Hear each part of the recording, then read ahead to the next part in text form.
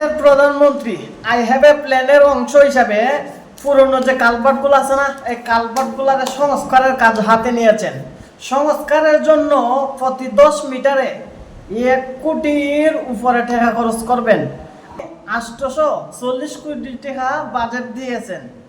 আবার এর ভিতরে আরো আছে 10টা কম্পিউটার কিনে হইব ওই কালভার্টটারে কিতা করার লাগিয়া, মানে সবসময় নজরদারিতে রাখালে, মানে চেক করার লাগে আর কি। কম্পিউটারতে কি করবো আল্লাহ জানে, আমি জানি না ভাই, আমি আন্তাজের কথা কইলাম।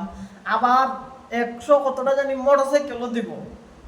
কালভার্টের সাথে মোটরসাইকেলের আর কম্পিউটারের সব কিতা যে বিষয়টা, এটা আমি এখন তো বুঝতে পাইলাম না, এই সংবাদ মাধ্যমে দেখছি, তাই আপনাদেরকে বলতে আসছি। কালভার্টটা সংস্কার করতে 840 কোটি টাকা, মাত্র একটা কালভার্ট সংস্কার করার জন্য এত টাকা বরাদ্দ। সাথে এই কম্পিউটারটা কি তার লাগি, আবার সাথে মোটরসাইকেলটা খান লাগিয়া কে চালাইব মোটরসাইকেলটা? আহা বাংলাদেশ।